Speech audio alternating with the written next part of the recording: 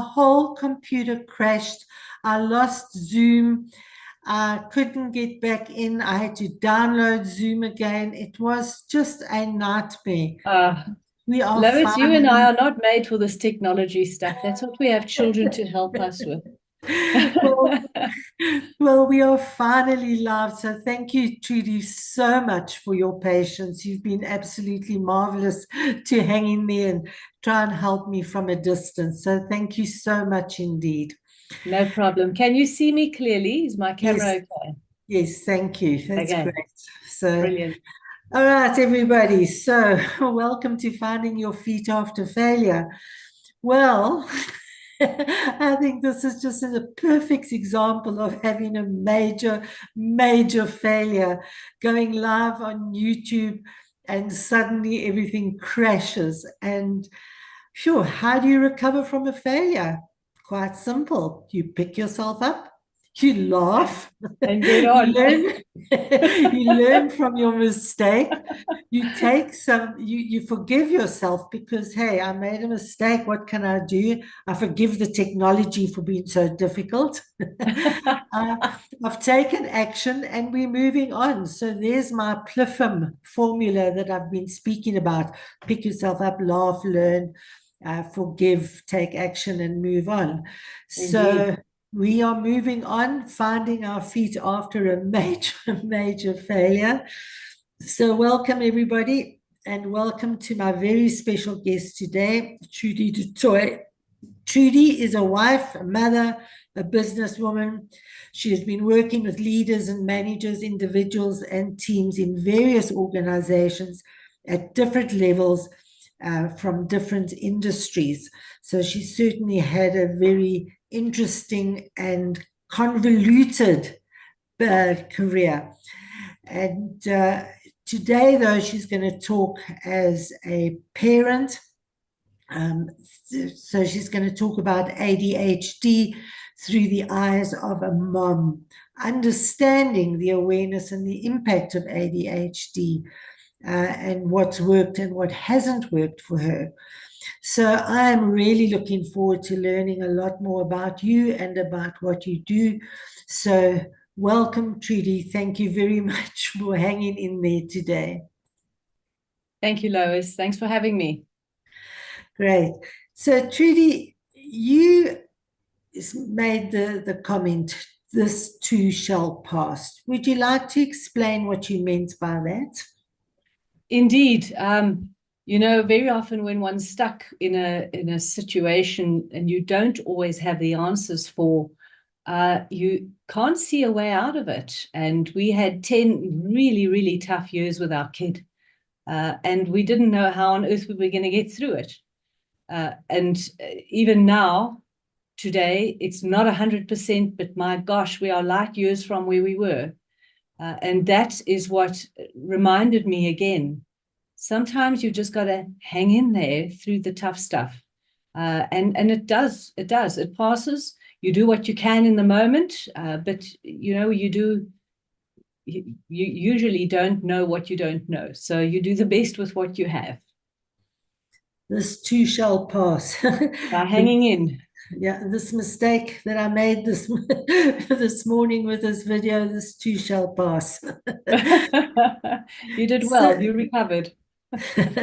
so Trudy, would you like to share a small mistake that you've experienced in your life?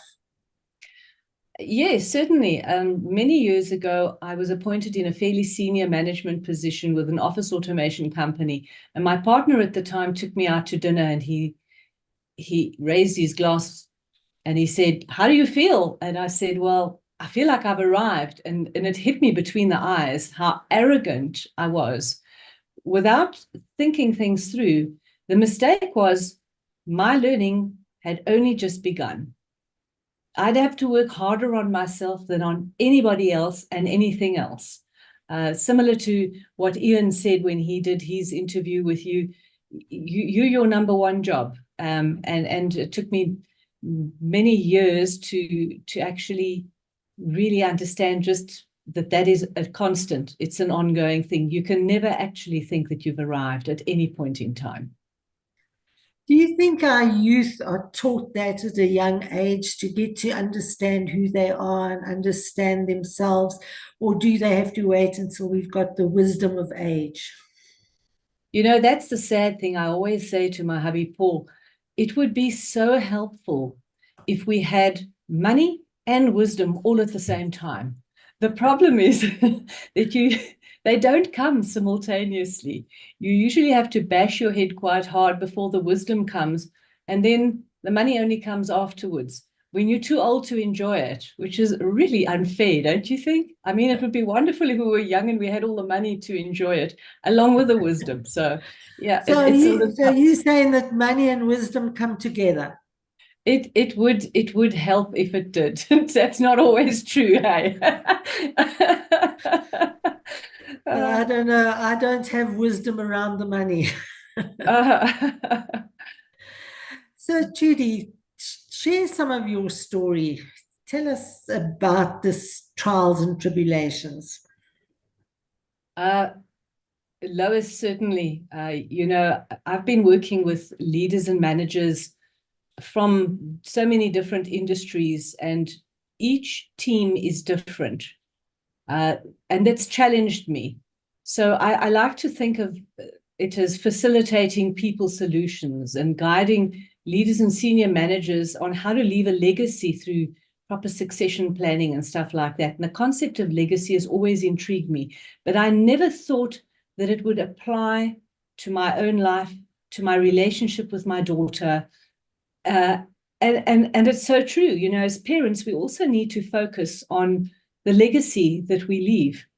I've had to learn how to become a mom.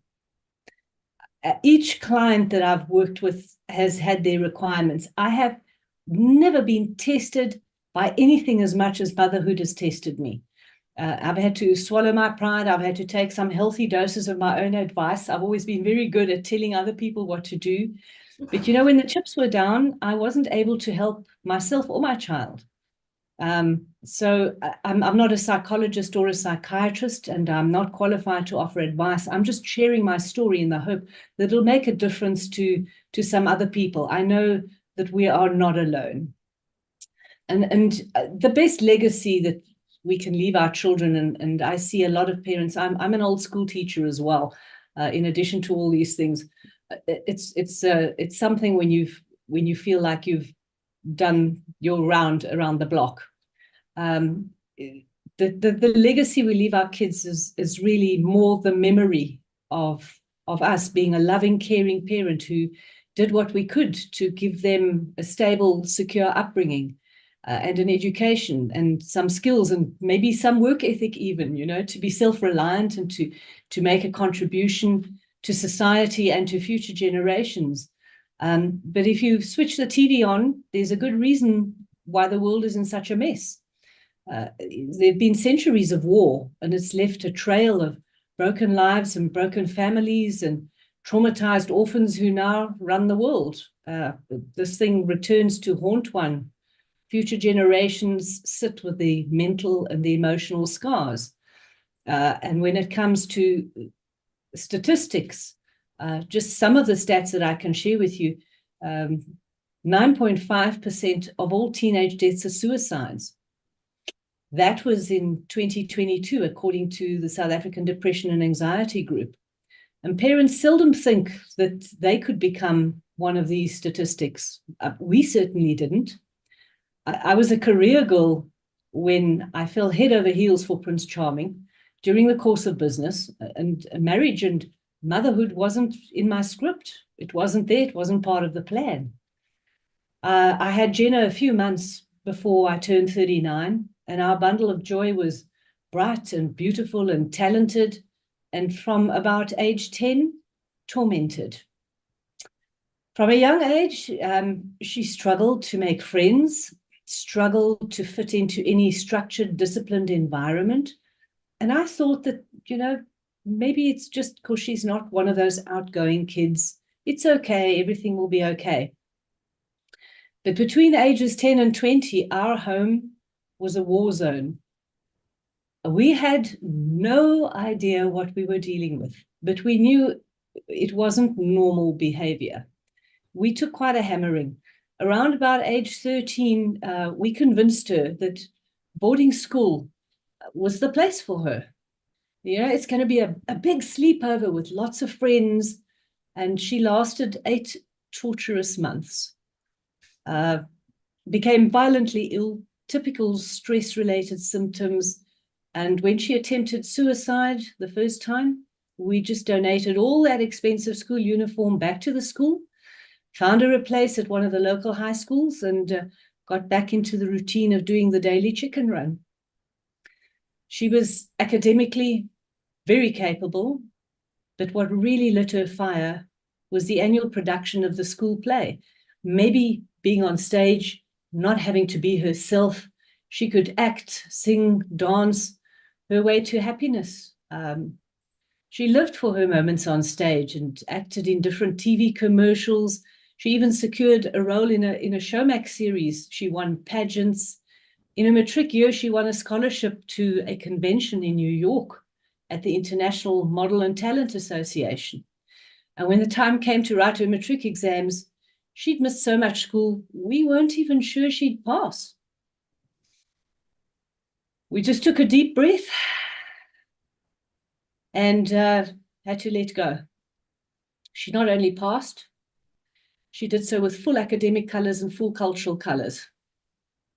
Now, this all sounds absolutely wonderful, but I can tell you now, had I known then what I know now, there was a smoldering volcano below the surface waiting to erupt. And this is one of the biggest lessons that I learned. Stay connected to your kid. They need to know that you love them. They need to know that you are setting firm boundaries and that you're serious about it. And you can expect them to kick against the boundaries. But it's so important to keep that conversation open, no matter how difficult. You've got to be observant. You've got to read the signs. I didn't read the signs. When kids don't get the validation and the connection they need from us as parents, they search for that connection elsewhere. You know, even though we told her she's valuable and she's loved, for her, that felt like efforts to control her. She felt like she had no autonomy. She felt that her feelings and her wants and needs didn't matter to us. And she felt under pressure to live up to our expectations. We didn't know that. We thought we were doing like really cool. You know, we were cool parents. Well, during her matric year, she got attached to a boyfriend who introduced her to weed. She smoked a lot of weed. We saw drastic changes in her behavior, and not for the better. She made no secret about how much she despised us. We even received a lawyer's letter demanding thousands monthly in maintenance, claiming that we'd not met our parental obligations. And I was just marveling at how her brain could process information so differently. Her behavior at times was off the charts aggressive, abusive, and entitled. On several occasions, she'd lock me in the room with her, and she'd just spend hours venting. And eventually she'd say, "You're not listening." And I'd reply, "I'm listening." And then she'd say, "Yeah, but you're not hearing me." And I didn't know what I was supposed to be hearing and wasn't, because none of this psychotic rambling, which is what it felt like, seemed to make any sense. I wasn't able to read or understand the signs. She spent less and less time at home, more time with the boyfriend, until several months later, at the start of the new year after matric, he told her that she was no longer worth the drama. And she decided that life was no longer worth living. And that prompted her 4th suicide attempt at age 18. It was hectic, you know, seeing my bright, beautiful, talented kid on life support in ICU. It knocked the stuffing out of me.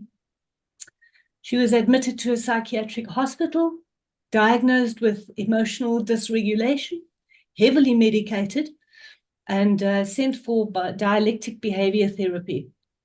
I don't know if you're familiar with emotional dysregulation. It's usually associated with borderline personality disorder, but it's also a symptom of numerous other conditions, including things like bipolar and ADHD. Well, the drugs made her feel dull. The DBT, it was good, but it didn't seem to make that much of a difference. And it just felt like whatever they had diagnosed, and they weren't prepared to tell us anything more other than emotional dysregulation, it just didn't seem to be correct. So after a few months, she decided, stuff this. She abandoned the meds, ditched the specialist psychiatrist, and we went back to square one. And we were physically, emotionally, and financially more depleted than ever. This thing can finish you off. You know, at this stage, she hadn't spoken to her dad for about 6 years. Besides screaming matches, swearing, slamming of doors that left us feeling even more disconnected and really miserable and helpless, we were at our wits' end, absolutely at our wits' end. I had to learn to relinquish control and just trust that she would eventually talk. But it's very hard to let go. You know, as a parent, you just want your kids' lives to work out. You want things to be okay with them. You want them to be okay. So when you finally get the opportunity, don't waste it like I did by giving lectures and sermons. Our kids live up to our expectations. They become self-fulfilling prophecies in so many ways. If you're able to show trust and offer choices and negotiate collaborative solutions, I mean, it sounds wonderful. When you're there, heck, it just doesn't happen that way. You somehow, though, need to become less predictable because your frustration doesn't help the situation. If you're able to decrease the frustration and get your child's sense of competence up again, you're actually helping them to form their identity. But it takes a huge amount of self-control and loads of patience and tolerance. And that's usually in short supply when you're trying to run a business, run a home, pay the bills, do all the usual stuff. Anyway, back to our story. You know, after all the drama, the principal at the performing arts school she'd enrolled at after school politely called to inform that she was no longer welcome there. Well, that knocked her feet out under her. They were these were the people that were actually in a position to help her to harness her potential and who would have made a world of difference, but chose not to. So several more thousand rands in non-refundable deposit went down the drain, and I was furious. You know, we knew there was something, but we still had no idea what we were dealing with. And the professionals we were dealing with, who were supposed to help us, appeared to be a bit cagey and elusive. So we still didn't really have any answers. And I learned the hard way to just be there when they fall, help them dust themselves off without the lecture, be a shoulder for them to lean on while the world holds them accountable. But you cannot get in the way of consequences. They have to deal with the consequences of their own action, but it doesn't mean that you should rub their noses in it. Because when you do, you just become part of the problem in their eyes. Being part of the solution actually makes you more accessible. It opens up communication. So the big thing is that neurodivergents tend to isolate themselves from other people when they're struggling, when actually what they really need is the connection and some support to ground them in those moments. And ADHD, we didn't know what it was then. We didn't know that it was ADHD. It turned out to be ADHD. It's not a lack of focus. It's an inability to manage motivation more than anything else. They can be hyper-focused. They can be quite driven, but they need encouragement and reassurance that they're capable of pulling off some of the simple little things that they usually find quite difficult. So I found with Jenna as well that she could pick up hobbies with great enthusiasm, and 2 weeks later she'd be over it, just discard it. The paints and the stuff would just lie there. The painting would never get finished. Back to our story again, I divert. After a week at a psychiatric facility, she actually called me. She says, "Ma, I'm not crazy. I don't belong here. I've discharged myself. So I'm coming home. Are you fetching me or shall I Uber home?" Well, she came home, stayed into space for 4 months and wrote sad music. And I suggested that she take a gap year to find her feet. What else was there to do? But we had one big fight after another, and we were told what lousy parents we were, how terrible we were, until one night, after a huge fight, she left home in the middle of lockdown and in the middle of winter. She was enraged. And when she wanted to return a week later, her father announced that if she came back, he'd be leaving. I was devastated. Her father was adamant, and she was shocked. For 2 months, she couch surfed. She stayed with this one and with that one until she ran out of fight and friends and options. And I did not sleep for 2 months. I stayed in contact. I followed my heart, reached out on WhatsApp. She was fighting back. But she knew I was thinking of her and I loved her. And that, I think, gradually eroded the anger. I was hoping to get through this without all this. 2 months later, she returned to negotiate new terms. She wanted her family back. The fight was out of her, but she looked pale and thin and sickly. And my heart was as broken as her spirit. So part of the terms that we negotiated and that we stipulated is that there would be no drugs in our home, not in her or on her, and that she was to get an honest job and to make a contribution to our home. We'd already cut her allowance long before then. We weren't going to fund the weed. And we wanted to encourage her to get a job, to stay busy, to earn her own money, and to learn to deal with the real world. So staying home, smoking weed, watching TV all day, and raiding my fridge, that was not going to be an option. And, in hindsight, setting those boundaries was probably one of the biggest steps forward. She knew we meant business, and she'd learned so many valuable lessons from the work experiences that she had in that time. It was tough for her, I know, but it was a very, very good thing. Even today, I can see the difference that it's made. By the end of that gap year, she sat me down. She said, "Ma, I can't waste another year of my time. I've enrolled at different universities or applied at different universities, and I've been accepted." She decided to major in psychology. So I said, "Well, what happened to performing arts?" She said, "Well, have a look around you. How many performing artists do you know that can pay their bills?" She was actually spot on. So the deal was, I pay for as long as you pass, but I don't have any more money for expensive experiments. And if you fail once, one thing, you're going to pay me back everything, and I'm going to stop paying.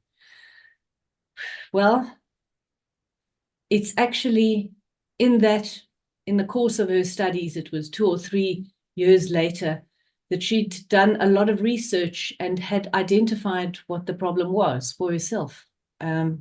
We were finally able to contract a decent psychiatrist and a therapist who actually made a difference. And then working at a clinic part-time, just as a receptionist, she actually made friends with somebody who said, "Come for an EEG."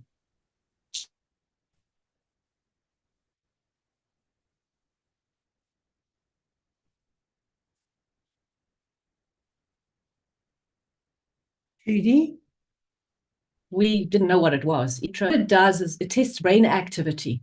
And they put all those electrodes on the head. Under different circumstances, they measure brain activity, and the frontal lobe of her brain lit up like a Christmas tree, as she puts it. Their suspicions were confirmed. It was ADHD with comorbid depression and anxiety. For the first time, the madness actually had a name, finally. We knew what we were dealing with. And we were able to do research and talk to her and find out how we could support her. You know, kids with ADHD have a hard time listening. They don't remember stuff. They don't follow rules. They can't resist temptation. And they get into a lot of trouble. And she was no different. We needed to factor this in. They're reacting to their own frame of reference without knowing how dysfunctional that frame of reference actually is. It's the only reference that they've got. They don't mean to misbehave. The symptoms of ADHD just make it very hard for them to control their behavior and to learn from mistakes. So it became really important. We learned to have empathy and to remember that the challenges, the way we discipline her, it needed to be in a lot more positive, constructive way without losing one's temper. And that was part of the tough stuff. I easily come unstuck when things are going wrong. And that was a huge lesson for us. So, you know, all I can say to people who are dealing with perhaps similar situations is have your child tested, have your partner tested if it's your partner, have your employee tested, get help from the right people. Not everyone you speak to will have the answers that you need. Sometimes you've got to move on, you've got to keep looking, but don't delay it. I'll always regret not being more proactive in finding her the help she needed earlier. It's taken time, but we see improvement constantly. She turns 23 this year. She's in her final undergrad year. She's majoring in psychology. She's done exceptionally well. She is trying her best to own her shit and deal with it. She's working several jobs, pays most of her own expenses, and we are light years away from where we were. For the past 3 years, she's had the support of a wonderful patient partner who adores her, provides her the stability that she needs, but I can see that they have so much to work through still. You know, several years later, we certainly feel more like we have our child back. She has bad days, good days, but the bad days are manageable and we're healing. She has her own story to tell. It's different from mine, of course. It's very much a testimony to how the same information can be processed so differently by brains that are wired differently. We don't always agree, but we don't have screaming matches anymore. And as much as I think of the crazy days, you know, I would have paid someone to take her. It was that bad. Right now, I wouldn't trade her for the world. I just wish I had the tools and the knowledge then that I have now that could have helped her. Once we had the correct diagnosis and medication and therapy, it was much easier to support her. It's an ongoing process, but she's been instrumental in helping us understand how her brain works and how we added inadvertently to the chaos and the trauma. So I want to urge people, you know, if you're in a desperate place with your child today, don't lose hope, ever. Join a support group, do research, take extra care of yourself. That's tough. Just keep doing the right thing. You don't have to be a statistic. And you also don't have to be a perfect parent. Sometimes being vulnerable and humble and willing to address the problems head on are far more valuable than your perceived success as a parent. I had to think quite fast one day, Lois. She was about to spiral into depression. I told her that ADHD is not a curse, it's a gift. Not everyone has this gift.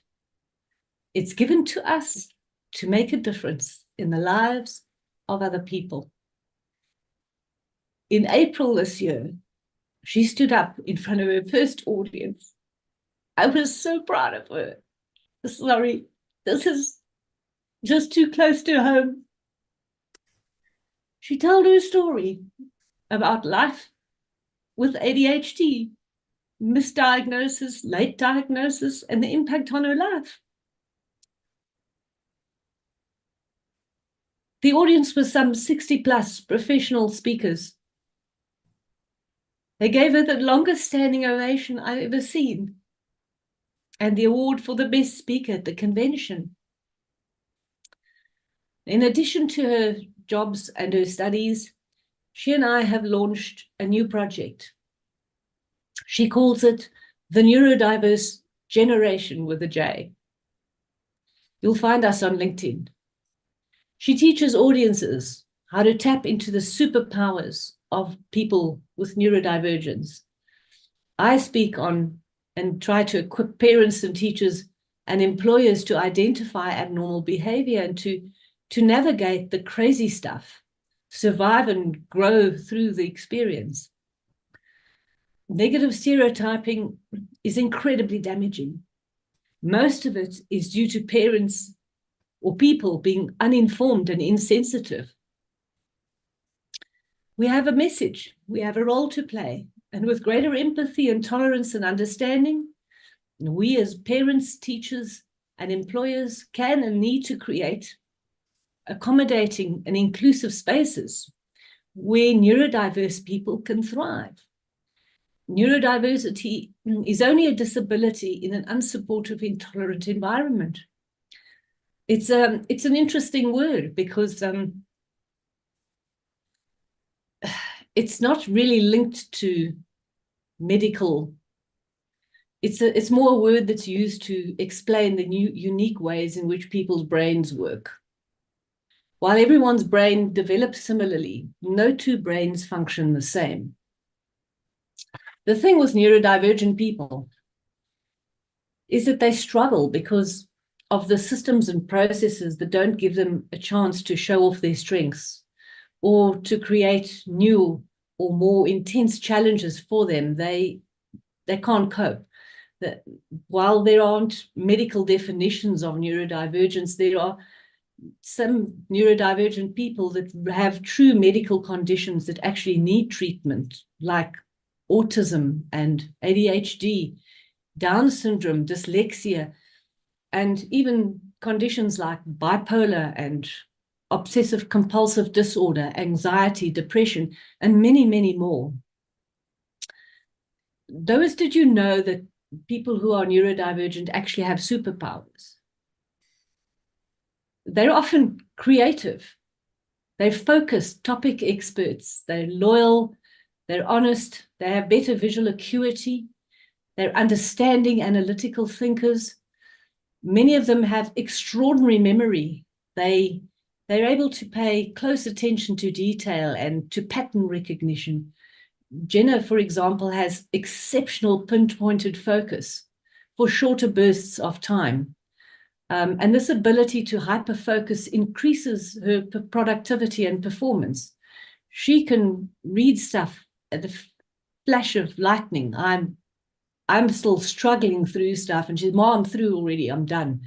And these are skills that workplaces actually need. Yet to date, the neurodiverse population remains largely untapped. People think of them as troublesome, worrisome, can't focus, distracted, and distracting individuals. There's so much more to them. The further we look up the career ladder, we notice more and more individuals actually self-identify as neurodiverse. And this includes about 55% of business owners, 45% of C-level executives, and a very large percentage of senior management. That's according to a Cypher learning report. And if you look at some of neurodiverse people, you know, it includes folks like Albert Einstein and Vincent van Gogh, Bill Gates, Emma Watson, Steve Jobs, Daniel Radcliffe. Need I go on? What about Richard Branson, Greta Thunberg, Billie Eilish, Michael Phelps, Cher? There's so many of them. They've made a substantial contribution to the world we live in. And yet, we're not set up.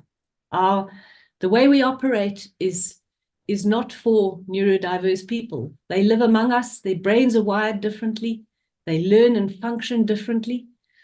Who are we to say what's normal and what's not? There are so many other ways that we need to look at how we can make a difference, incorporating these folks. So it's so important to learn all we can about neurodiversity. It's been here for a long, long time. And contrary to popular opinion, it's not going to go away. We need to understand how neurodiversity affects people. Every person who is neurodiverse is different. So important to keep the channels of communication open, to create psychological safety. You know, it should be okay to be cool. Why blend in when you can stand out? There's a great movie that depicts that. If it's your child, focus on teaching them one thing at a time. It's not cool to try and work on everything all at once. Sensory overwhelm is very real for these folks. You might have to work with your child's school. Know that you may need to educate them too.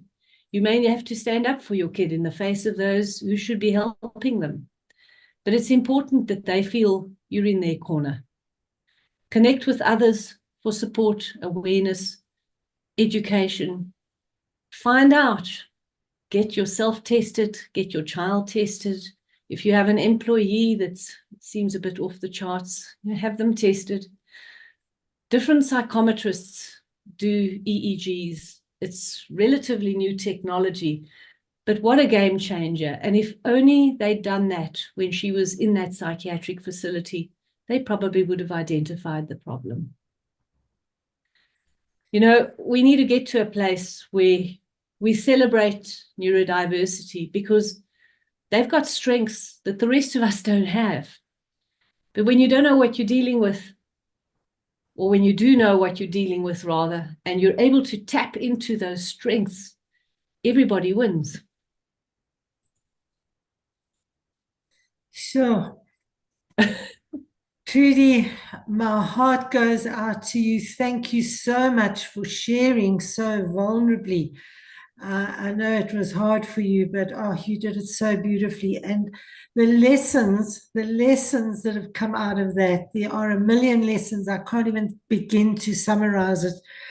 I think people need to go back and watch this video again and listen to those lessons because there's so much. But to you and your daughter, what is her name? Her name is Jenna Evelyn. Jenna. And she spoke at the Speakers Convention in April, and you might want to interview her. She actually helped me put this together. It's absolutely beautiful. And my heartfelt thanks to you for being so vulnerable and for sharing that story, because I think it's going to help so many others. There's a lot of messages in the chat. But before we get to that, you said earlier on that you wish you'd known how to read the signs. How do you read those signs? You know, Lois, parents look at their kids and they think, is this normal behavior? Nah, they're just going through a troublesome stage. And we sweep that behavior under the carpet because dealing with it means dealing with your kid differently. It means looking at yourself differently. It means looking at what else can I do here?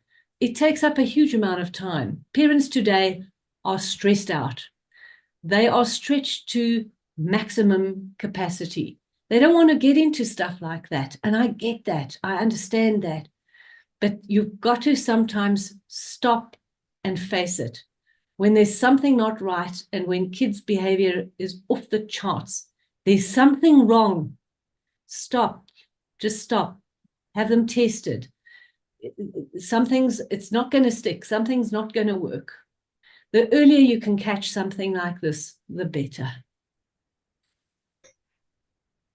And then you also said, you said something about you always listened, but you did not hear. What tips can you give people about hearing? How can you really hear what the person is telling you?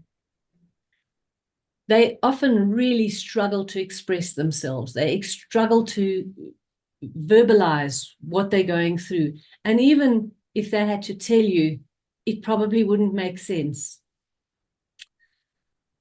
because they themselves don't know how to express what's going on.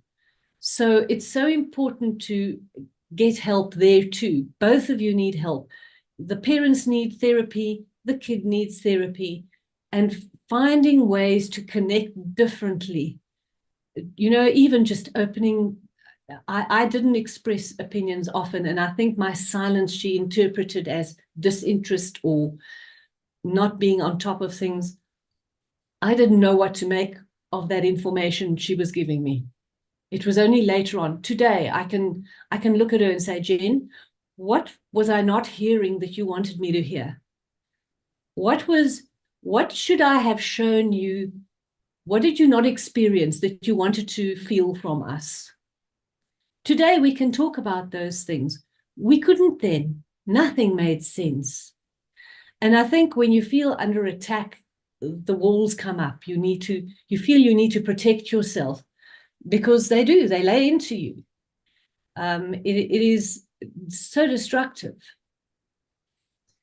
So, looking back now, what is one thing that you did to overcome, that you yourself did to overcome what you may have considered to be not necessarily a failure, but a missed opportunity I to joined a help your support daughter? group. My hubby and I both. We joined a support group. We found other people who were dealing with difficult issues as well. And just getting perspective that you're not alone helps so much. Just getting an objective opinion, someone looking in from the outside, somebody who says, okay, I get what you're saying. Have you considered reading this book or speaking to that person? So that kind of led to other connections with other people, subject matter experts, people who were psychologists and psychiatrists, and even just other parents who were having tough times. I think that was probably one of the biggest things that helped, because when you're taking that onslaught is going on, you don't want to be over the top. You also don't want to be too soft, but you don't know how to respond to this kind of behavior. So being firm and saying, I remember having a walk with her in the park, and she felt like she had my ear, and she was just going on and on and on and on and on and on and on. And she said eventually, you've gone quiet. You're not listening to me again. And I just stopped and I looked at her and I took her by the shoulders and I said, Jen, I don't know what to do with the stuff that you're giving me. I don't know what this is. I wish you didn't have to feel this way. I don't want you feeling this way. And your dad and I are simple people. We love one another. We work hard. We're honest. We do not have the capacity to untangle the spaghetti wiring in your brain. And the look on her face, this sudden awareness, it's as if she realized then it's not because we don't want to, or we're not interested, or we're difficult. We don't know how. I don't know if that answered your question. I think it does. It definitely does. You're not alone. Go out and seek the help. Get the support that you need. Let's just have a look at a couple of these chats. I'm going to start at the bottom. Totally, Morpheus. I love the genius that comes with neurodiversity. It's often a traumatic journey to unlock it, but so worthwhile. Harnessing that genius is what we need more of from our leaders. Yeah.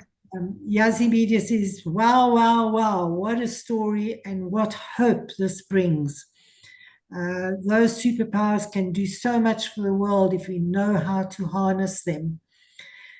Passing this experience on does so much to help others. Trudy, your combined work can do miracles for those who need it. There are many gifts, and the understanding helps. Paul du Toit, ADHD is not a life sentence. There are so many positives that ADHD people add to the world. Yeah, that name can make such a difference. It's not a label or an excuse, but a way to foster understanding. Yeah, fabulous comments and lots of hearts and love from the audience. Oh, magic.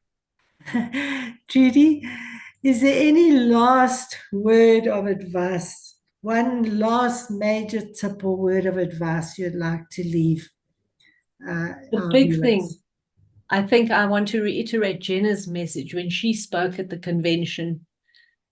We need to make space for people who are different to us. I think it's so important as well that parents do not feel alone on this journey, that they are able to engage the superpowers that Marie and Morpheus spoke about. They really are brilliant people. But making sense of the tough stuff is not an easy journey. It's certainly not for the faint-hearted. And sometimes we just have to manage that fear and the anxiety to get through times like this, to survive it, and to reduce the destructive impact that it has on one's life. We really need to get to a place where we celebrate neurodiversity. They have so much to offer. We've got to get to a place where everybody wins. Wonderful, lovely way to end the message. Thank you. Thank you so much, Trudy. I'll put your contact details into the description below so that people can contact you and Jenna if you wish. And if That'll be anybody great. else would like to come and share their stories, you can join me on my Calendly link, which I'll put into the description. Or if you need to have a 30-minute discussion on your journey to take your first steps in finding your feet after failure, please contact me. I am Lois Wagner, helping you find your feet after failure. Thank you so much, Trudy, for sharing so vulnerably. Thank you, Lois.